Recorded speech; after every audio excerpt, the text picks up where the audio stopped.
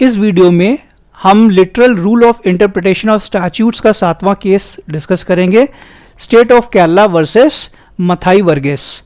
इस केस को डिसाइड किया गया है सुप्रीम कोर्ट में 1986 में। यह case basically literal rule of interpretation of statutes का इंडियन एप्लीकेशन पार्ट है। इसमें सुप्रीम कोर्ट के जज MP ठक्कर साहब ने एक बड़ा अच्छा लैंडमार्क डिसीजन दिया था और केरला हाई कोर्ट ने जो डिसीजन दिया उसको ओवरटर्न किया गया है। होता यह है कि 6 लोग, जिसमें मथाई वर्गीस भी था, वो लोग सब मिल करके $20 के 20 रुपए के करेंसी नोट छापते हैं और ऐसे 2000 नोट छाप देते हैं। तो उन पर केस चलाया जाता है कि भाई इस प्रकार के जो नोट, काउंटर फीट नोट्स छापे जाते हैं, नकली नोट्स छापे जाते हैं, करेंसी नोट, वो अपराध है under section 489A of IPC 1860 और under section 489C of IPC 1860। इस तरह के नकली नोट आपके पास यदि बरामद हो जाएं, वो भी एक तरह से कानूनी अपराध है। सेक्शन 120B IPC का यह कहता है भाई क्रिमिनल कॉन्स्पिरेसी की बात करता है पनिशमेंट की, और 420 सेक्शन IPC का तो आप जानते ही हैं। जो बेसिकली सेक्शन 420 है IPC का, ये बेसिकली डिफाइन करता है और पनिश करता है ऑफेंस, ऐसे अपराध जिसमें चीटिंग हो या डिसऑनेस्टी हो डिलीवरी ऑफ प्रॉपर्टी को लेकर के। मथाई वर्गीस और उनके साथियों ने कहा भाई हमारे देश में ऐसा कोई कानून ही नहीं है कि भाई नकली डॉलर हम प्रिंट करें या नकली डॉलर हमारे पास हो। जो भी बातें हैं इस प्रकार के अपराध, वो केवल इंडियन करेंसी से उनका लेना देना है। तो भाई इस केस में यदि हम देखें तो वो जो केस हमने पहला वाला डिस्कस किया था 1844 का ससेक्स पियरेज केस, तो उसमें लेजिस्लेटिव इंटेंट क्या थी? 1844 के ससेक्स पियरेज केस में लेजिस्लेटिव इंटेंट थी राजकुमार बिना राजा की सहमति से शादी नहीं कर सकते। तो राजकुमार जो भी इंग्लैंड के हैं, यदि वो शादी करेंगे तो राजा की सहमति आवश्यक है।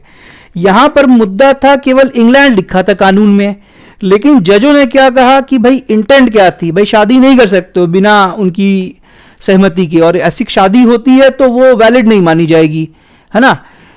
तो उन्होंने क्या किया, उस इंग्लैंड को नजरअंदाज करके लेजिस्लेटिव इंटेंट को देखा गया कि भाई कंसेंट, और उसको अप्लाई कर दिया ग्लोबली। क्योंकि इस केस में जो शादी आपके प्रिंस ऑगस्टस फेडरिक ने की थी लेडी ऑगस्टा मरे से, वो रोम में की थी, लेकिन कोर्ट ने उनकी शादी को वैलिड नहीं माना और उनके बच्चों को इलेजिटिमेट कह दिया, और यह भी कहा कि भाई उनके बच्चे ससेक्स के उत्तराधिकारी नहीं हो सकते हैं। ठक्कर साहब ने भी यही कहा, भाई पूरा जो खेल है लेजिस्लेटिव इंटेंट का, वो है काउंटर फीट करेंसी, उसको छापना, उसका पोजेशन, ये सब, और यदि मिलके छाप रहे हो तो ये क्रिमिनल कॉन्स्पिरेसी आएगी, है ना। ये सारे सेक्शंस और भी कई सेक्शंस हैं, इन सेक्शन के तहत में ये अपराध है, और जो भी अपराध इस प्रकार का करेगा उसको सजा मिलेगी ही मिलेगी और मिलनी चाहिए। केरल के हाई कोर्ट ने के जजों ने बिना अपने दिमाग को खुजाए जो जजमेंट दिया, उस जजमेंट में MP ठक्कर साहब ने टिप्पणी की कि भाई जो काउंटर फीटर्स हैं पूरे दुनिया के, है ना, केरल के जजमेंट के बाद तो खुश हो जाएंगे, नाचेंगे गाएंगे कि यदि भाई पूरी दुनिया में यदि कोई स्वर्ग है नकली नोट छापने के लिए तो इंडिया में है। It is here, here and here. तो इंडिया के नकली नोट को छोड़ करके आप किसी भी देश का नकली नोट इंडिया में आकर के छापिए, है ना, पकड़े आप जाते हैं, कोई सजा नहीं होगी। क्या मजाक है ये? तो सीधी सीधी बात है, ये जो काउंटर फीट करेंसी छापना या उसका पोजेशन, ये सब अपराध है। और ये जो वर्ड है काउंटर फीट, जो वर्ड है, इसको ऑर्डिनरी मीनिंग दी जाएगी।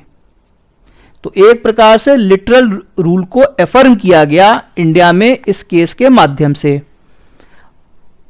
Same on the lines of 1844 Sussex peerage case.